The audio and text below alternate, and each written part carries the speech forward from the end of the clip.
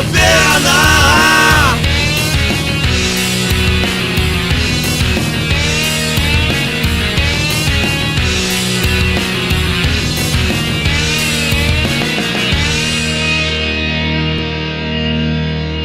Pod Caverna.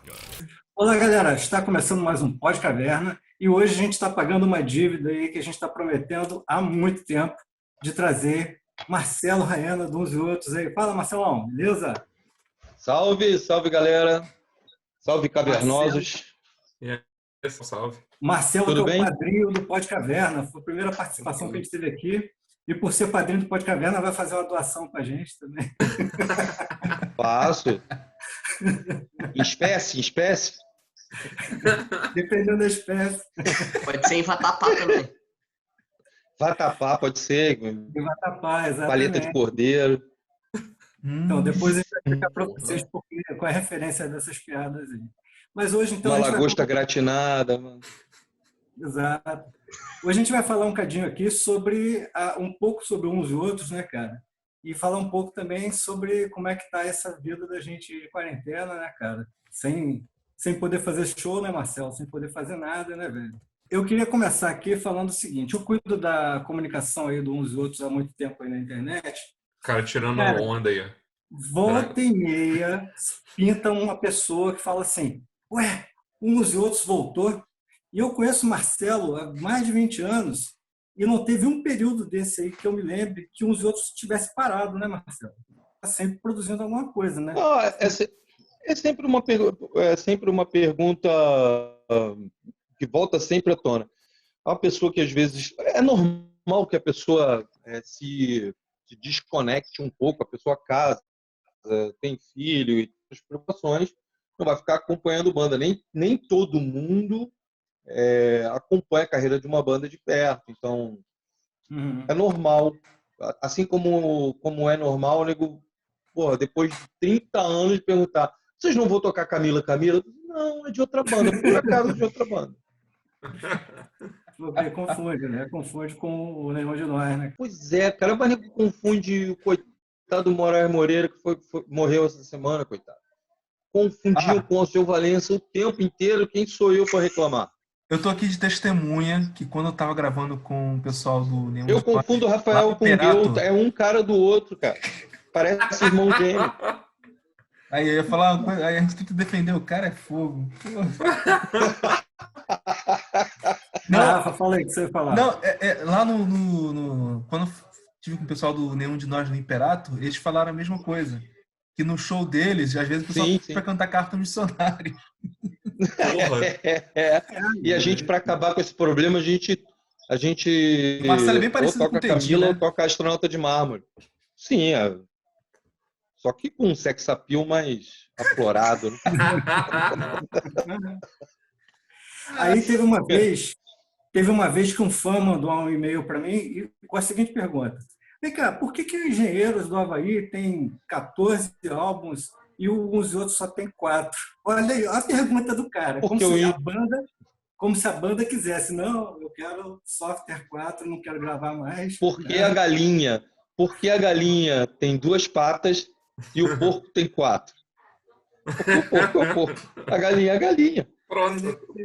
Olha, não adianta, cara. É a mesma coisa do adolescente que quer ter um membro avantajado. Para que aquela coisa toda se ele não sabe o que fazer com ele? Muito bom, cara. Muito bom. Bom, então é o seguinte, cara, ó, a galera, eu trouxe alguns álbuns aqui para a gente ir falando deles e comentando um pouquinho. Esse aqui é um álbum clássico. Eu falo, isso é clássico. Sim. É o segundo. O segundo álbum, o primeiro eu não tenho ele em vinil e em CD não existe, né, Marcelo? Não se sinta mal, ninguém tem. Cara, a última notícia que eu tive foi bem triste. Geralmente, eu acho que todas as gravadoras, se eu não me engano, todas as gravadoras guardavam essas fitas num depósito em Acari, se eu não me engano. E houve uma enchente alguns anos atrás e muita coisa se perdeu.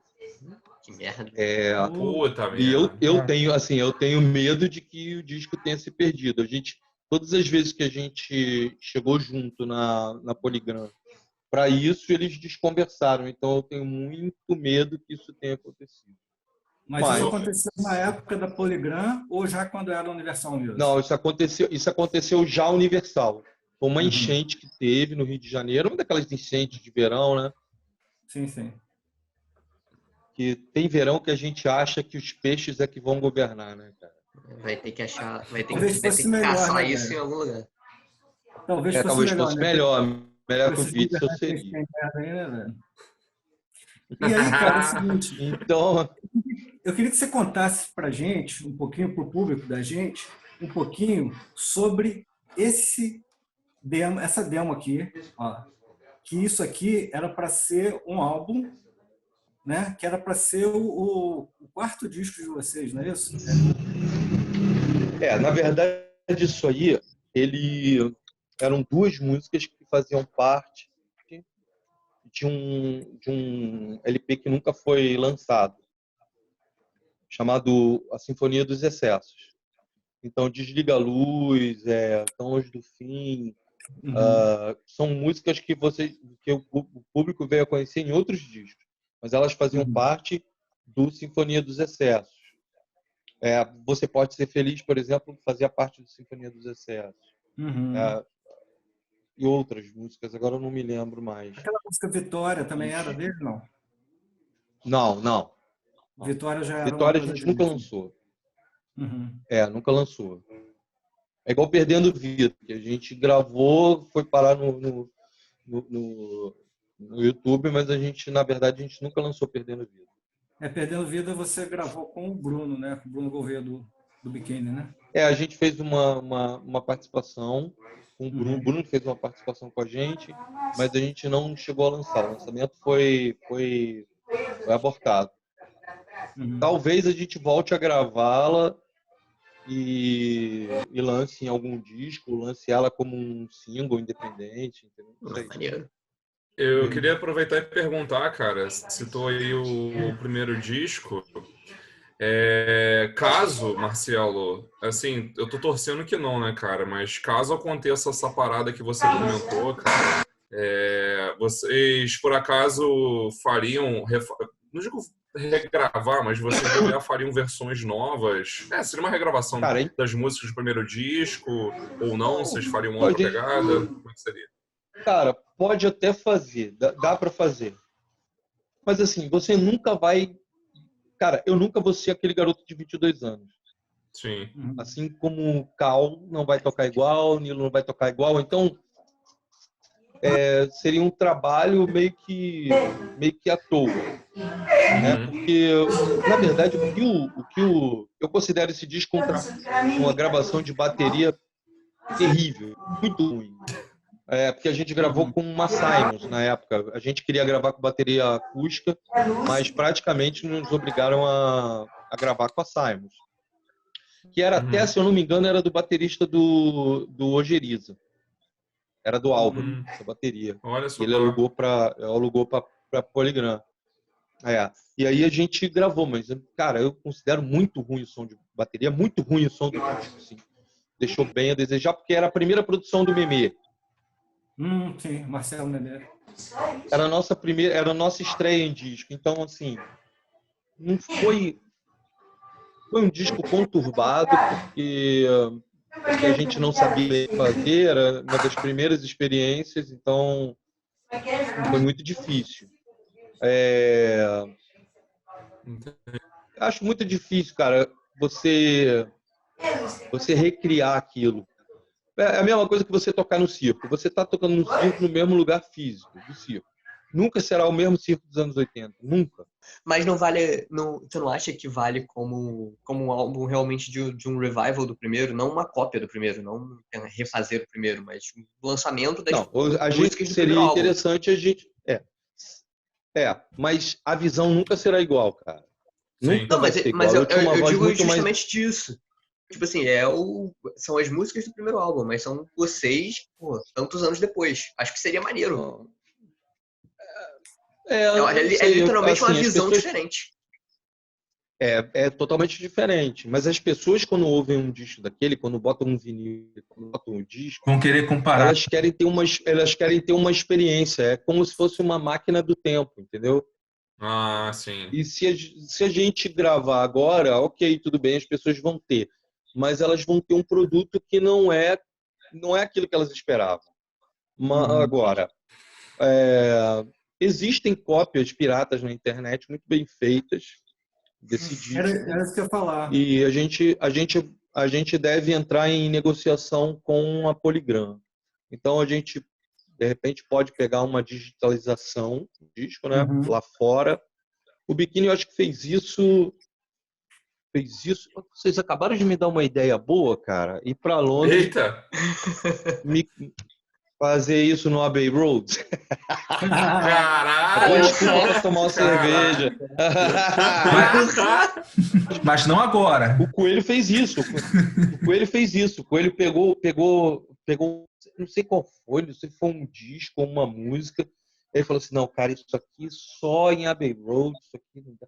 Porra nenhuma, desculpa. Foi lá pra masterizar o disco em Abbey Road. Só para entrar dentro do estúdio, cara. Exatamente. Só porque Cara, foi lá. Então, com essa tecnologia toda. Mas é uma boa ideia. Você Porra, com pegaria certeza. uma gravação sim. Dá para pega um disco bom, uma boa aparelhagem de vinil, né? Uma boa picape. A gente passar isso para digitalizar e trabalhar em cima para tirar os ruídos, né? Sim. Claro, não tirar os ruídos não da gravação em si, mas tirar do vinil, né? Tirar os ruídos de vinil e tal e tentar negociar isso com a Polygram. Não sei, vamos ver. Seria maneiro. Existe um interesse e uma possibilidade da gente vir assinar com a Universal. Então, legal. Não sei. Pode ser que rola. Do caralho. Do caralho, hein, cara. Bom, aí em 2003 tem esse cara aqui, ó. Esse álbum aqui que eu acho foda pra caralho. Eu acho assim, é um dos meus favoritos, cara. Tão Longe do Fim. Que por acaso a música Tão Longe do Fim não tá aqui, né, Marcelo? Tá em outro álbum, né? Não, é de propósito. A gente imitou o The Doors.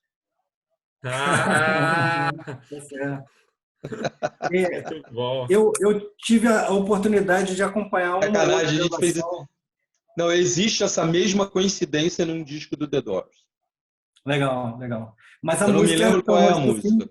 Já existia, ela só não entrou aqui, mas ela já existia, né, nessa época. Sim, ela já existia e foi gravada para esse disco. Só que na última hora a gente resolveu tirar. Entendi. Porque não ficamos satisfeitos com o arranjo. E aí ela só saiu no Canções de Amor e Morte. E fala um pouquinho desse disco aqui, porque eu acho ele muito sensacional. Eu acho que ele tem uma pegada bem pesada, cara. Eu acho que de repente é um disco mais pesado de vocês, né? Sim. Ele é um disco de ruptura. A gente optou por isso. O Paulo Gevô, que era o nosso produtor, o Marquinhos acabou de cair de novo. Tá tudo certo aqui. Essa gambiarra tá legal. Tá legal? Parece que tá parecendo o Andy Warhol, né?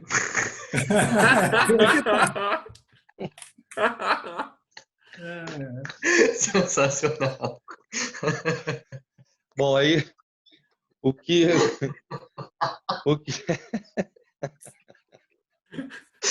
é muito bom. Aí o que rolou foi que pô, já até me perdi, a porra do Marquinhos me fez perder. Onde é que eu tava? Tão Longe do Fim. Isso, é o disco de ruptura, vocês tinham falado assim. É um disco de ruptura sonora, a gente optou por isso, o Gevô nos deu a liberdade de fazer ou um disco normal de carreira, que as músicas já estavam arranjadas para isso, ou a gente optava por fazer um disco alguns anos na frente. E aí foi a opção que a gente escolheu. Eu acho assim, equivocada. Uma banda não pode andar muitos anos na frente do seu tempo. Ela pode andar 1, 2 anos, alguns meses, mas nunca tantos anos assim. Então, quando o disco saiu, ele foi muito elogiado pelos fãs Mas, assim, a maioria das rádios não entendeu.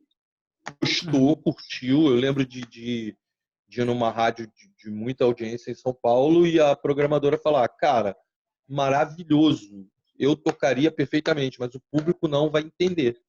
Volta daqui a 10 anos. Mas não faltou ousadia, não? Esse CD aí, eu tenho ele versão bootleg. Ah, sim, que você tinha me dado. Sim, deve ter. Você tinha me dado uma Sim. versão. Você me arrumou, exatamente. Uhum. Bom pra caralho. É o dos que eu mais gosto. Guarda isso, porque nem eu tenho. Caralho. Pô, bom saber. E aí você falando Fiquem isso... de olho no Mercado Livre, por favor. Ele vai querer mais tinta para pintar esse cabelo. Esse álbum aí, que você está falando que ele é um álbum muito à frente, né? É uma coisa curiosa, né? Porque a versão que você fez aí de Pra Nunca Mais Partir, ela chegou a tocar em 2013, eu acho, na Transamérica. 10 anos depois, estava tocando na Transamérica. Sim. Exatamente 10 anos depois. Exatamente 10 anos depois, estava na Porque, cara, olha só, quando a gente fez esse disco, a gente fez de 99 para 2000. Só que ele só foi lançado em 2003. Em 99, esse disco, 99 para 2000, esse disco já estava gravado. Cara, com esse disco a gente antecedeu tudo que viria. Linkin Park, todas essas bandas de new metal, cara. Sim. Entendeu? O Gevô foi viajar para os Estados Unidos. Hoje ele tá morando em Miami. Mas na época eu lembro que ele foi nos Estados Unidos fazer um trabalho com um produtor lá e mostrou pro cara. O cara falou, cara, quando é que esse disco foi gravado? Ele falou, 99 para 2000. Ele falou, não é possível. Isso é antes de Linkin Park, antes de uma porrada de outras bandas. Como é que pode vocês no Brasil estarem fazendo isso? Mas foi o que aconteceu, né? Foi o que aconteceu. E a gente vive fazendo esse tipo de coisa que eu acho que, assim, atrapalha um pouco a gente, porque, na verdade, quando você quer facilitar a tua carreira, tu vai, faz o feijão com arroz, faz o que o público quer ouvir, ganha teu dinheiro e fica numa boa. Mas a gente é muito inquieto, a gente é muito curioso, a gente gosta de arriscar. Então, isso atrapalhou muito a carreira da gente. Porque não cabe muito. Vocês veem, vou dar um exemplo aqui. Vocês já ouviram Titanomaquia do Titãs? Eu conheço o nome, mas não conheço o álbum. Sim. Ouvi o álbum todo já. Eu considero o disco muito bom. Muito bom. É um disco muito bom do Titãs que, cara, simplesmente, cara, os fãs odiaram. É um disco hiper pesado, com letras hiper pesadas, bom pra caramba, e os fãs... A mesma coisa. Inclusive, Marcelo... Inclusive, uma observação sobre... Uma observação sobre esse álbum Titanomaquia, eles fizeram alguns shows em São Paulo desse disco, acho que ano passado ou 2018, se eu não me engano, né? E, porra, cara, pra época, né, esse álbum deles, eu também... Pra época era... Eu escutando hoje, assim, você acha que foi lançado no passado esse álbum? Foi lançado agora. Mas tu ia é um disco, se eu não me engano, eles fizeram com... Eu não sei se eles fizeram com Jack Andino, cara. Foi uma coisa assim, cara. Não sei, não me lembro. Meu filho adorava esse disco quando era pequeno. O Ian adorava escutar. E tem outros exemplos. O Paralamas, quando tentou arriscar, eu não lembro o disco, não sei se o nome era Severina, o nome do disco. O Paralamas também tentou inovar, fazer alguma coisa diferente, também deu com os burros na água, entendeu? É assim, cara, é assim, entendeu? Eu acho que cada banda tem sua característica. Marquinhos? Cara, Cara, mas eu acho que cada banda tem uma característica, tá? Tem uma banda que você vai acompanhar, vai gravar o mesmo disco do começo da carreira até o final. E outras bandas vão tentar outras coisas. Eu acho que assim, essa inquietude do artista, ela é pouco apreciada no Brasil. Era isso que eu queria comentar aqui. A indústria aqui, querendo ou não, ela se alimenta do mais do mesmo sempre. Sempre. Por exemplo, sempre.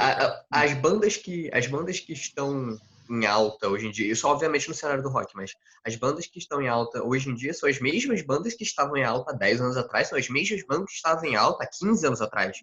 Isso eu digo porque eu tenho 27 anos, era o que eu ouvia na rádio, é o que continua tocando na rádio até hoje. Quando toca rock, em questão de cenário brasileiro, porque é a mesma assim, coisa sempre. não teve renovação. Exato. O não é que não mercado teve hoje, renovação. O mercado não absorveu nada que fosse diferente do que já estava sendo feito, sempre Não. o mesmo formatinho. Cara, a verdade é o seguinte: nós perdemos espaço. Isso a gente tem que admitir, tá?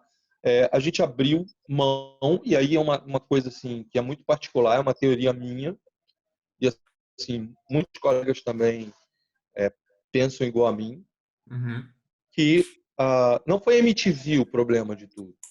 Foi a visão que as bandas e artistas de pop rock tiveram com a MTV. Acontece que nos anos 80, a gente abriu caminho para se tocar para cada vez mais público. Né?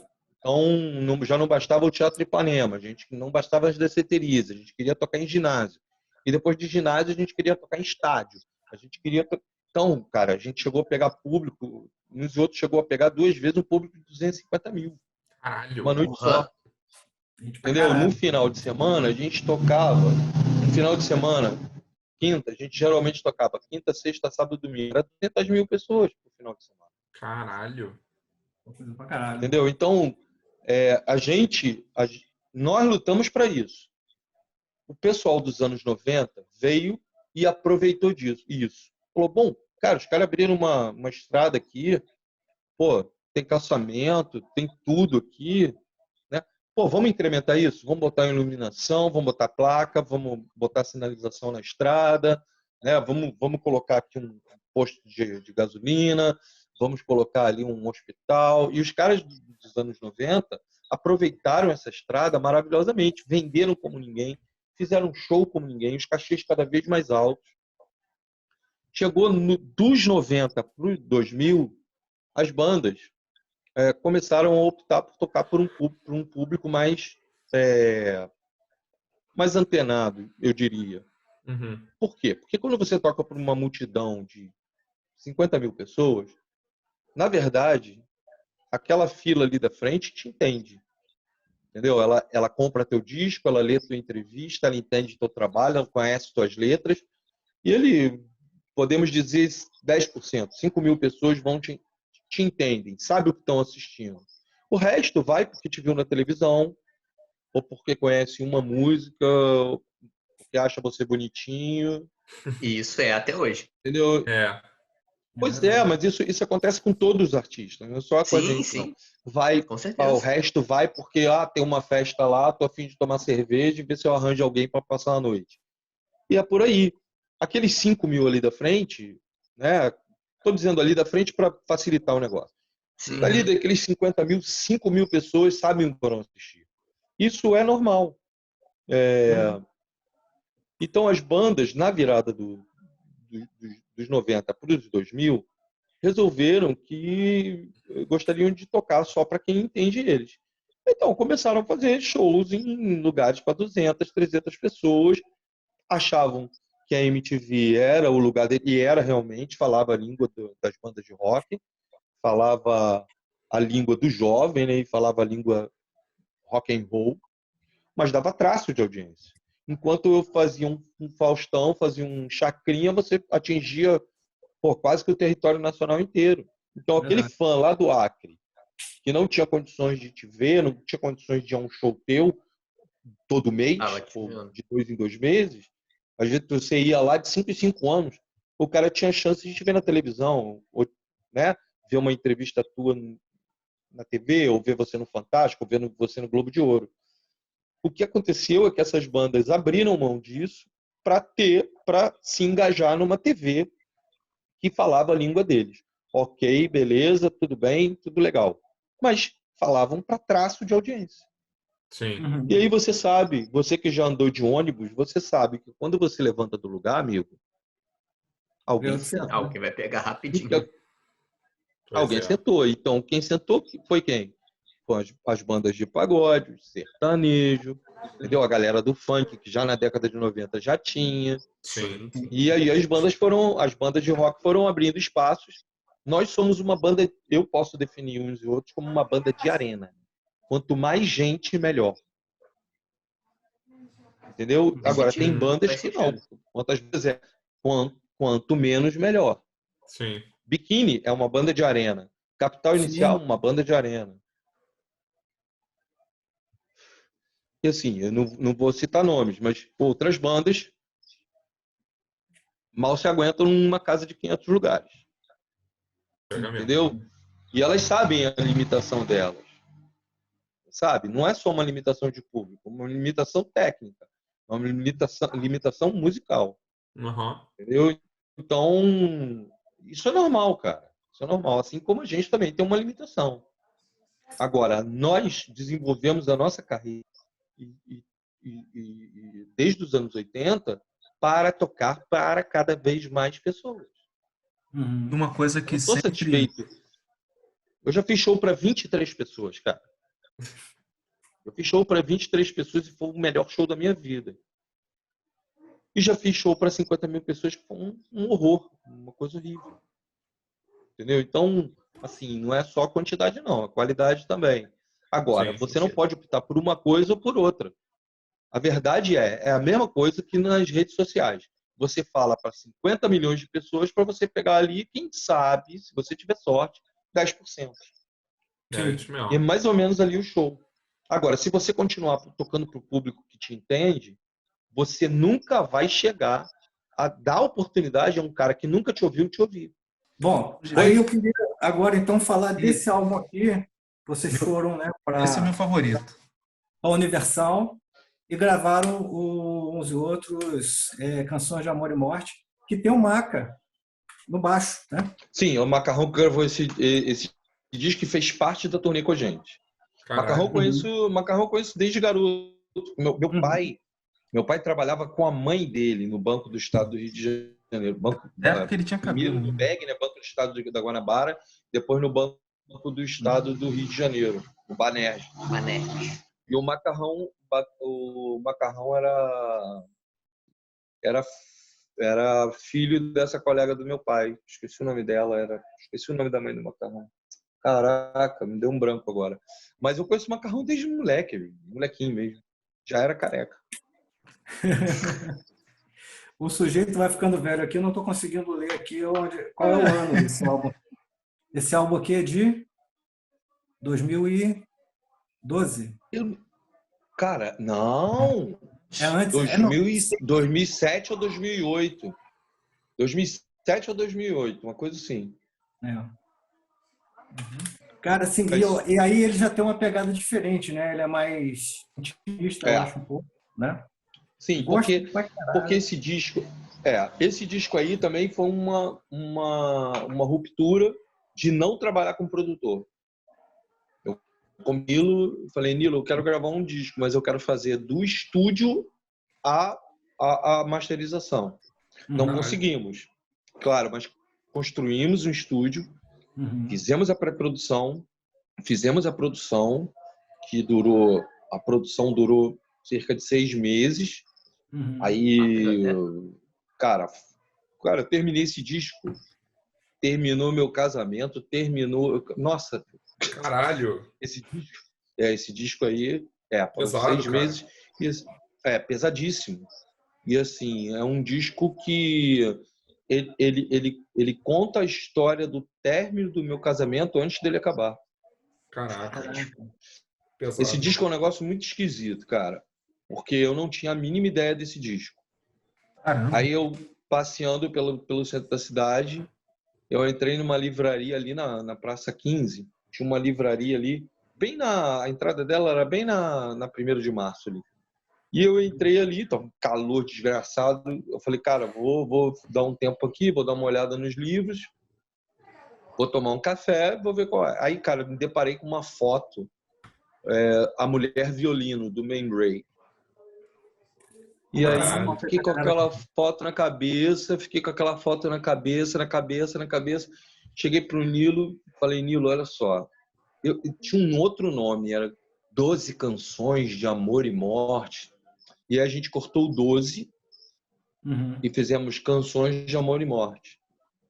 E tinha esse nome, 12 canções de amor e morte.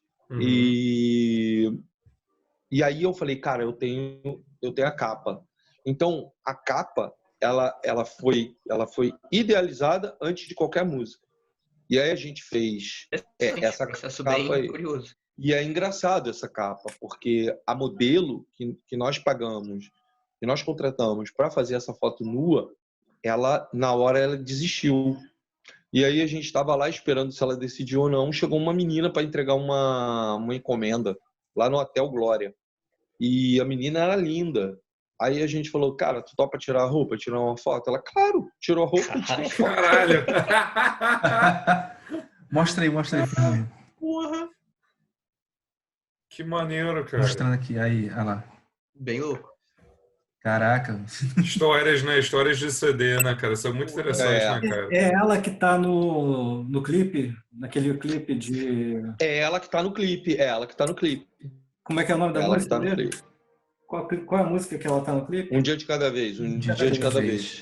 Agora, a música que eu mais adoro desse disco aqui é O Céu e o Inferno. Cara, que música linda, que declaração de amor, cara. Aquilo dali é uma música maravilhosa. Assim, um disco fica intercalando entre canções de amor e de desamor. Né? Então, às vezes, dentro da própria canção, como Céu e Inferno, você vê isso. Porque todo amor, todo relacionamento é um céu e inferno. Sim. Né? Você não casa com uma cópia sua. Sim. Né? Você Graças a Deus. casa com uma pessoa... Imagina a cópia disso aí, velho. Porra. O que foi, Fernando? Fala pra ele, Fernando. Fala pra ele, Fernando, agora, gente, Fernando. Tá ferrado, Fernando.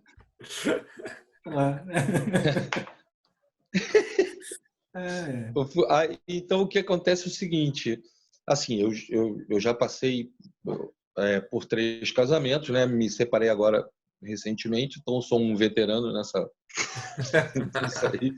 Já pode pedir música agora. Já posso pedir música, porque né, terminei o 3º casamento, já posso pedir música no Fantástico. E tô quase alcançando o Bruno, que já tá no 4º casamento. Quem sabe a gente empata esse jogo, mas... não vou empatar esse jogo nem a porrada, não quero mais saber. Então, o disco ele rola em cima disso, e tinha uma música que era para finalizar esse disco, chama-se No Seu Dicionário. É uma versão de uma música do XTC, uma banda inglesa, chamada Your Dictionary. E então era uma carta de despedida. O disco tinha que encerrar com aquela música. Só que a autorização demorou a chegar. Tinha liberado, mas demorou a chegar. Então, ou a gente lançava o disco, eu tinha que esperar mais não sei quanto tempo. Então, a gente lançou o disco sem ela. Caralho. 10 anos depois, o disco foi relançado.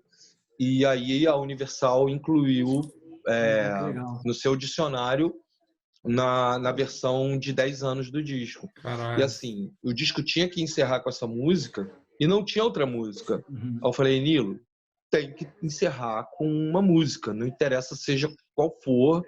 Aí ele, cara, o que eu faço? Eu falei assim, ó, nome da música, para cada amor um adeus. Aí ele, tá. Aí se trancou no estúdio e fez Pra Cada Amor um Adeus, que é uma música instrumental. Caralho.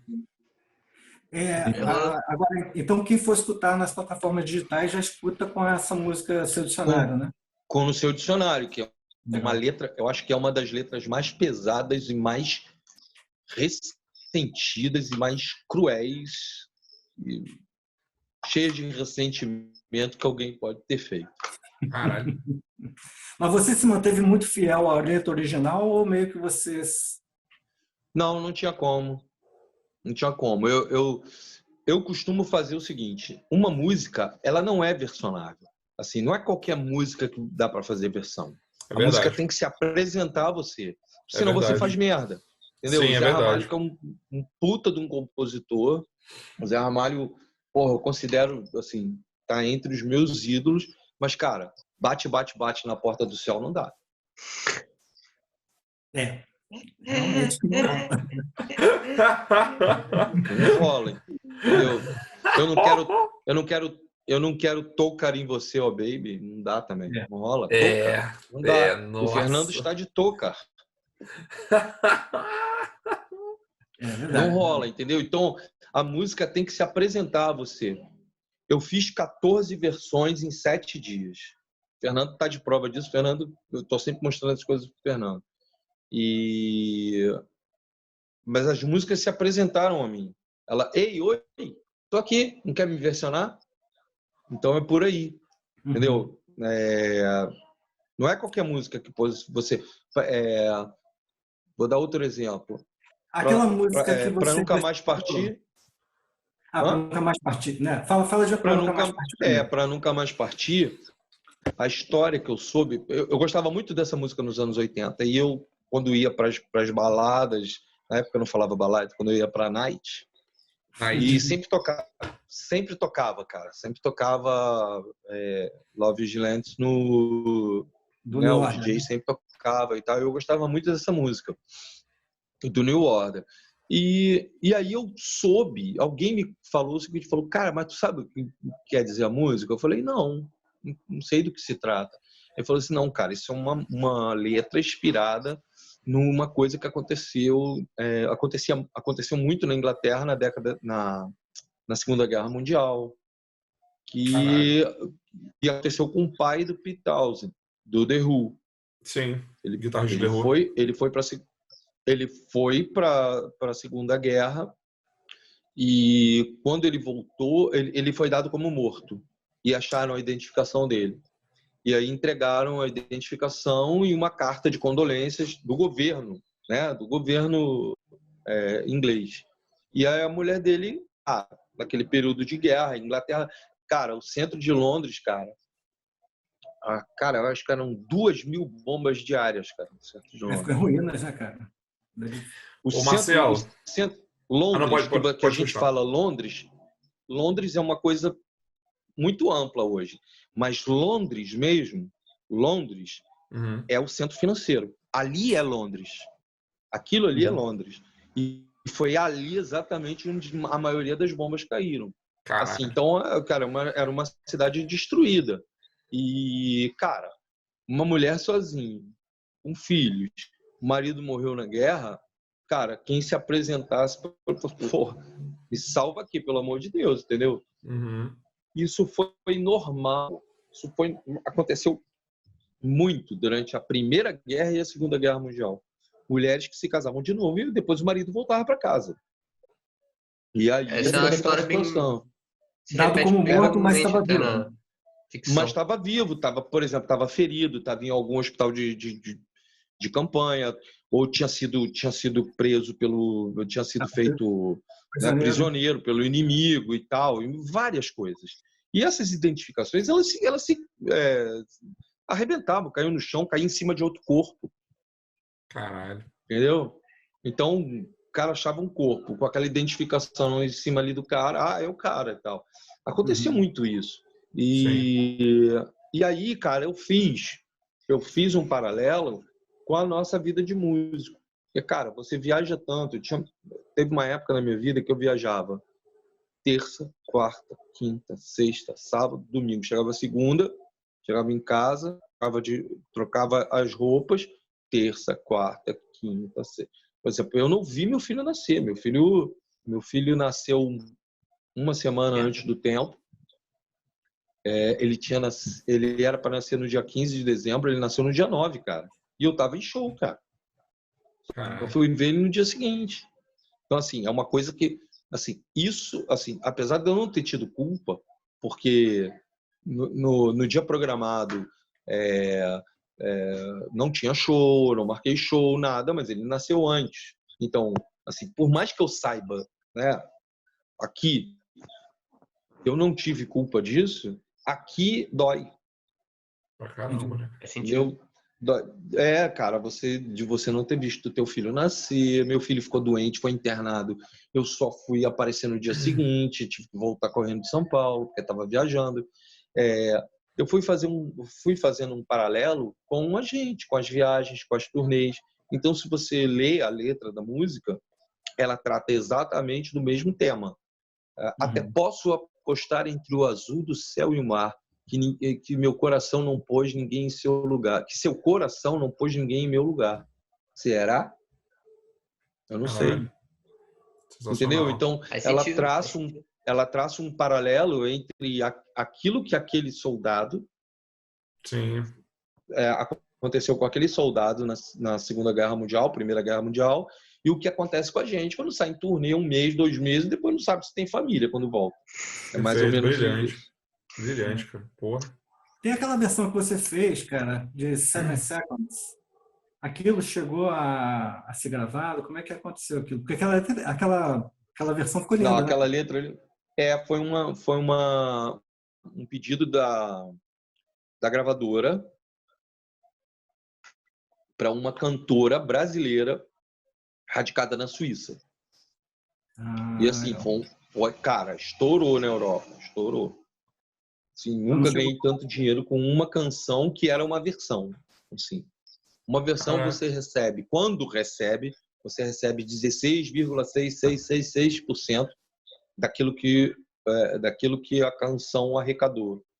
Cara, eu recebi uma bolada de 25 mil num mês só.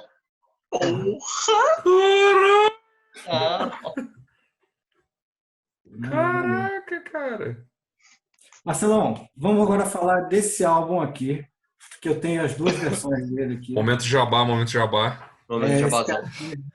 Jabazão, porque eu fiz a capa. Essa capa foi sensacional. E o Fernando, não é jabá não, o Fernando é talentoso pra caramba. Velho. Pra caralho, ele é foda, velho. Já falei isso com ele. Foda. As capas dele são foda, cara. A capa é muito boa.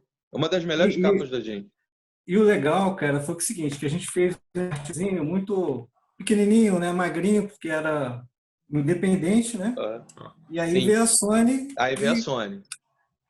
E falou assim, ó, faz aí o encarte de 12 páginas aí em cima da parada. Agora, então, Fernando, conta a história de como a gente fez essa capa. Cara, essa capa veio um briefing para essa capa. Tipo assim, não, e outra, eu falo assim, não quero o Marcelo metido nisso. Lembra? Mas aí a gente faz uma jogada ali. Assim, passa aqui em casa como quem não quer nada. Vem aqui, vou ali comprar um cigarro. Vem aqui, Vila Isabel, comprar um cigarro. Foi em Vila Isabel, tu mora em Vila Isabel. E a gente tinha um problema, porque é o seguinte, isso é para ser um DVD. O cachorro do Barquinho. Esse era o outro problema. Esse era um dos problemas, era esse cachorro desgraçado do Marquinhos. Aí, cachorro feio pra caralho. Tadinho do Link. Tadinho do Link. Esse álbum aí, isso era para ser um DVD, né, cara? E aí, sim, era para ser um DVD. Nem o vídeo ficou muito legal e nem as fotos ficaram muito legais. Então eu tive eu lembro que você tinha me mostrado isso, tinha ficado bem merda mesmo. Na hora de fazer. Deu um problema em uma das câmeras. Então, e na hora de fazer bem ruim. A capa, a gente tinha um outro problema, que metade da banda tinha saído. Então, ao mesmo tempo que você tem que mostrar os caras, você não vai inibir os caras, mas ao mesmo tempo, aquilo dali já não é mais uns e outros. Então, olha o problema. Então, as fotos que deveriam ser ilustrativas, elas viraram fotos artísticas. E a virtude do álbum lá, né? Ficou legal, assim, Eu tenho até o pôster ali, ó. Pôster ali autografado ali. Então, você que assiste o Podcaverna sempre aqui, ó, esse pôster aqui é exatamente essa capa aqui. Sim. E eu lembro que essa capa ia ficar bem mais colorida. A capa ia ficar mais colorida, veio Marquinhos e falou assim, por que você não faz isso? Marquinhos é coautor também. Deu uma... Por que essa capa tá tão colorida? Tá parecendo uma parada tipo Restart. Não, gente. Tinha que ter um pouquinho de sépia aí. Cara, assim, eu acho, Precisava de sépia. eu acho que é um álbum muito legal, porque Bom o pra cara caralho. que, esse álbum, numa época que as pessoas não estavam mais comprando CD, ele chegou a esgotar E 2 vezes, né, Marcelo? vendeu muito, cara. Vendeu muito. E sabe o que é engraçado? A gravadora parou de imprimir porque com medo de não vender. Olha que coisa de maluco. Porra. Vendeu. Ela fez 2.500 cópias, vendeu. Depois fez mais 1.000, vendeu. Fez mais 1.000, vendeu. Aí quando chegou a 6.000 ou 7.000, sei lá, eu falei, não vou mais fazer porque perigo não vender. Eu falei, como assim, cara? Que isso, cara? Caralho. Como assim, cara? Numa Não época faz que ninguém sentido. tava comprando, cara. Não faz, mas a gravadora também não faz sentido. Né? Isso é verdade. Ah, concordo. Então, galera, é o seguinte, esses álbuns todos que a gente está colocando aqui, exceto o primeiro, todos estão nas plataformas digitais, a gente vai deixar o link aqui embaixo para vocês Spotify. poderem ouvir. E aí é o seguinte, a gente tem um lançamento Ah, aí. o Terceira cara, Onda também. Você esqueceu do Terceira Onda. Terceira Onda. O Terceira Onda eu não tenho Terceira Onda. Esqueci dele mesmo. É o terceiro disco do Uns e Outros. O Rafael parece que está te julgando. A cara do Rafael te julgando, Fê. Ele vendeu agora na quarentena. Tinha um autógrafo dele. Eu sabia, cara. Ele vendeu. Eu vi esse CD sendo vendido agora. Agora realmente na quarentena, sem porra nenhuma fazer, a gente começa a ver isso. Eu precisava almoçar ontem, cara, eu vendi ele. R$490. Caralho! Velho. Caralho. Vinil ou CD? Marcelo, vocês têm que autografar uns CDs aqui, meu. Né? Autografa no bootleg lá, que tô precisando. Bootleg vai valer muito mais. Morro de inveja. Caralho. Não, bootleg vai valer dinheiro mesmo, cara. Vale. Bom, aí, Marcelão, vamos contar pra galera aqui agora sobre o videoclipe aí pros que estão em casa. Sim. Que história maravilhoso. Linda. Foi foda. Mas o Rafa e você também podem me ajudar, porque sim, assim, claro. foi uma coisa de maluco isso, porque a gente entrou, Fernando e Rafa já sabiam, a gente tinha que gravar um clipe, mas assim, não tinha nada a ver com isso que a gente ia gravar, era uma outra coisa. Sim. E a gente escolheu essa música para o Desconecta no meio do ano passado. E eu não queria gravar nem a porrada, não queria, porque eu achava que a interpretação do Tony tinha sido muito boa e conseguiria dar uma interpretação melhor que a dele. Bom, e não tava querendo gravar. Assim, no mesmo dia, 2 pessoas vieram falar comigo sobre essa música. Aí eu falei, cara, tem que gravar isso, não é possível. Duas pessoas no mesmo dia. Eu tinha conversado com o escritório naquele mesmo dia e tinha falado que não estava afim, que será que é isso mesmo, se não é. Bom, e eu falei, cara, eu vou gravar. E gravamos, a gente fez a pré-produção com o Fábio Lessa em final de novembro, começo de dezembro. Foi bem rápido, a gente gravou isso em 3 horas. Caraca. E cara, mandamos para Nashville. Quem mixou essa música foi o Alberto Vaz, né, que é produtor da Sheryl Crow. E aí ele mandou de volta, beleza, legal, bacana. Aí tu mandou para mim para fazer a capa, foi? Sim, mandei para você fazer a capa, isso foi em fevereiro. E tal, não sei o que, já estava conversando com o Rafa sobre o clipe. Aí, cara, depois do carnaval, veio, né, a coisa do Covid vírus. E, cara, aí teve que parar tudo, né? Aí eu falei com o Tony, eu já tinha mostrado a música pro Tony em janeiro, fevereiro, mostrei a música para ele. Ele gostou muito e tal. E aí eu estava ligando para ele para ver negócio de conversar sobre Fluminense, inclusive. Né? Nós dois somos tricolores. Aí, Marquei também. Vou fazer o quê? A gente está na frente do campeonato, hein? Se gente...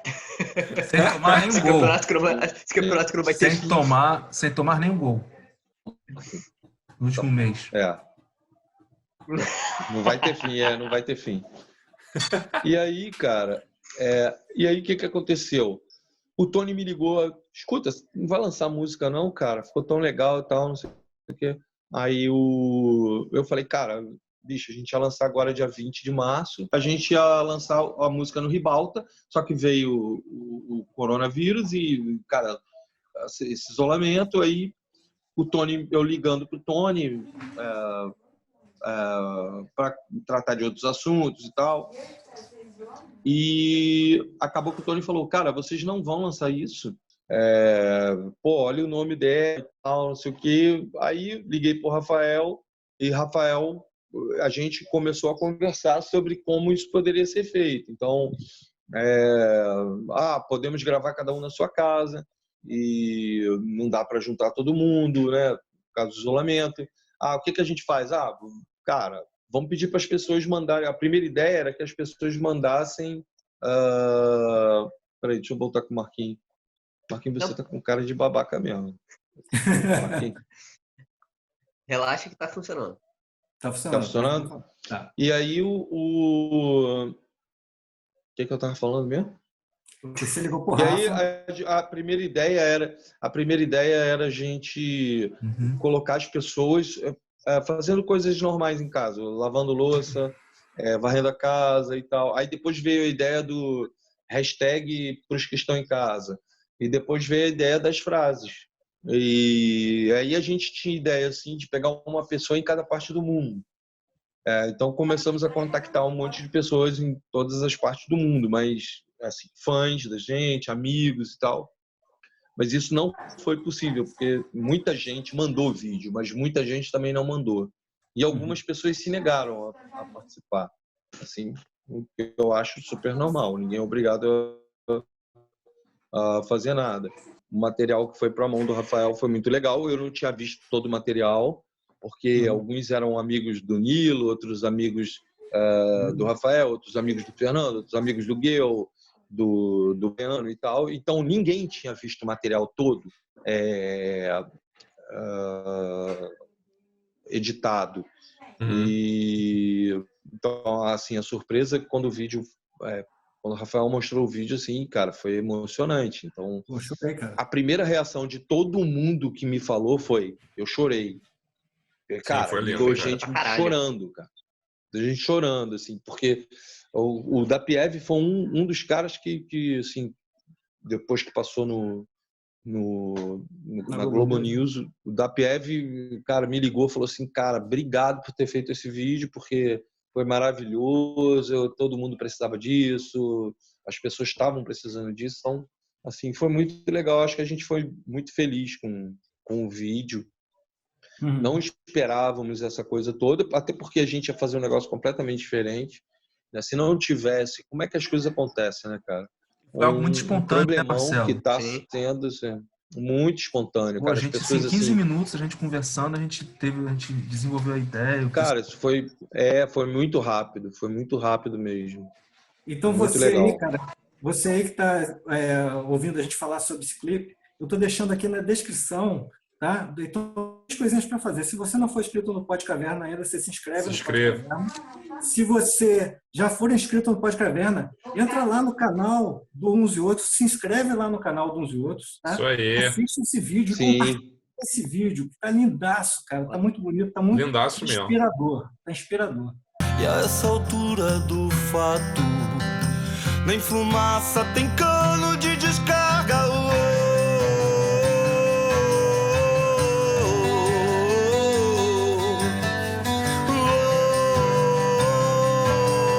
Entendeu? E Marcelo, o feedback da galera que participou do vídeo também, a galera gostou pra cacete. Thiago, adoraram, eles ficaram, se amarraram muito. Foi muito legal, cara. Saiu uma matéria. Tá saindo várias matérias todo dia. Tá saindo.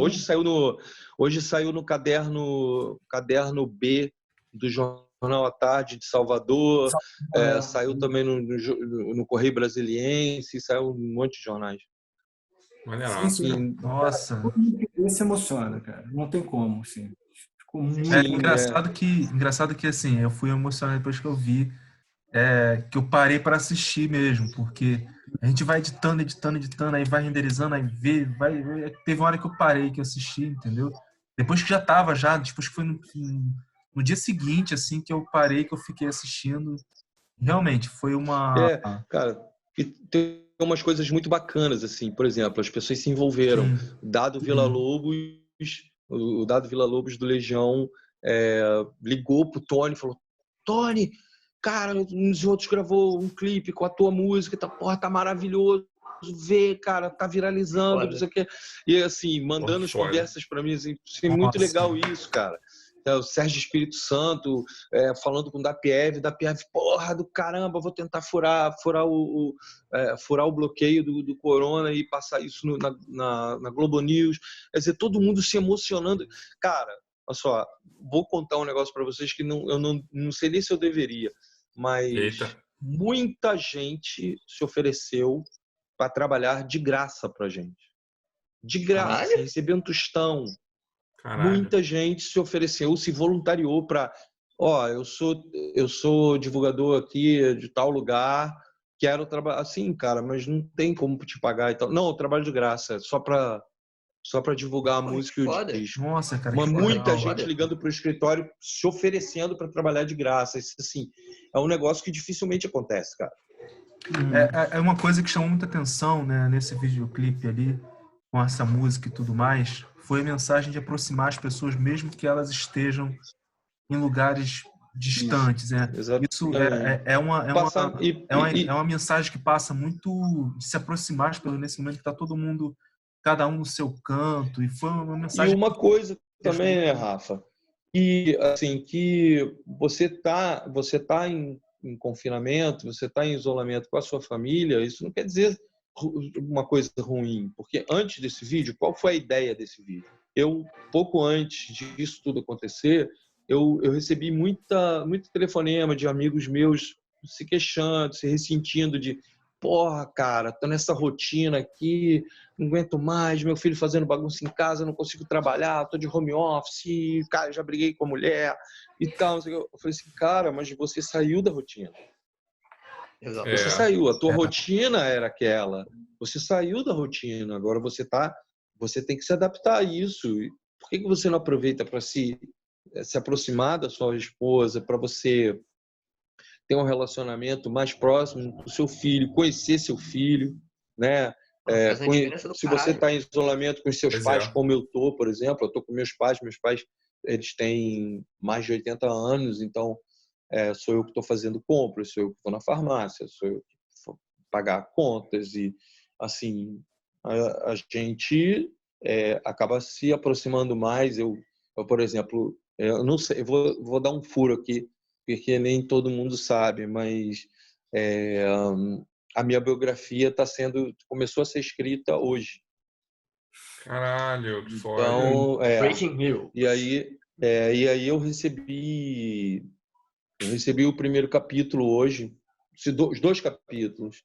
E aí li aqui junto com meu pai e com a minha mãe, porque a biografia começa lá no meu bisavô, nos meus bisavós, né, por parte de mãe e pai.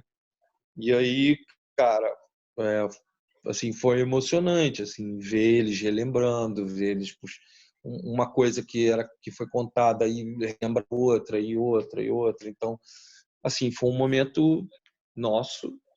Eu tenho cozinhado muito com a minha mãe, tenho cozinhado com a minha irmã. Eu tenho me exercitado bastante. Estou fazendo 6 quilômetros por dia na esteira. Então, Caraca. A gente aproveita e conversa e bate papo e relembra. Tem gente engordando e tem gente se exercitando. Pois é, tô me exercitando pra caramba, bicho, porque depois, bicho, pra pegar a forma, velho. Eu tô aí também. Fica bravo. Eu tô ladeira abaixo. Marcelão, Rafael com uma coxinha lá, cara. Marcelão, além da biografia, o que tá vindo mais aí pra galera, cara? Tá vindo tanto. Tá vindo, eu já sei o que o Fernando tá querendo. Tá vindo.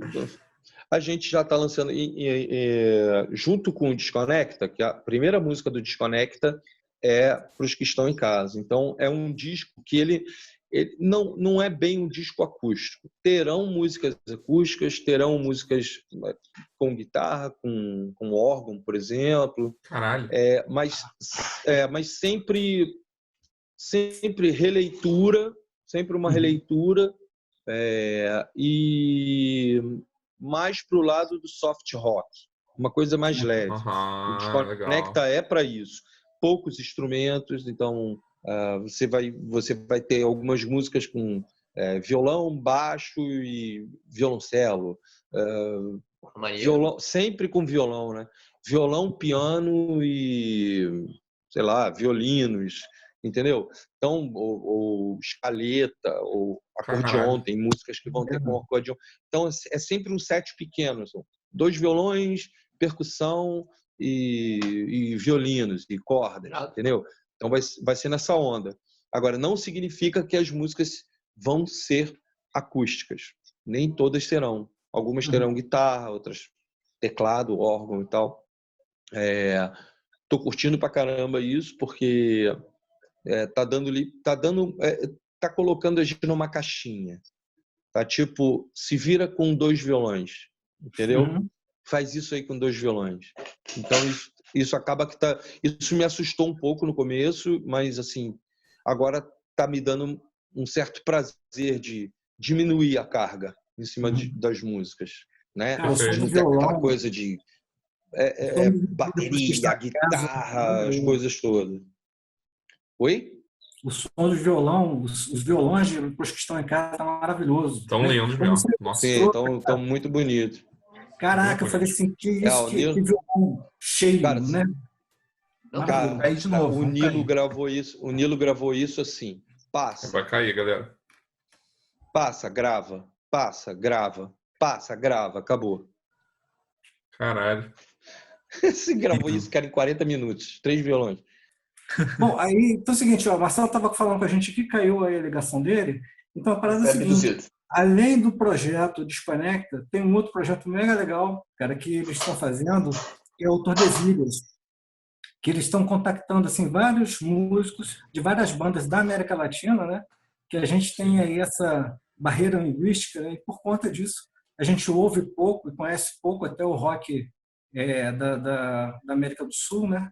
Então, e o projeto tem um nome maravilhoso, né? Da América do Sul, então tem um monte de bandas bacanas que uns e outros vai gravar sons de bandas de várias nacionalidades aí da América do Sul, isso é muito legal.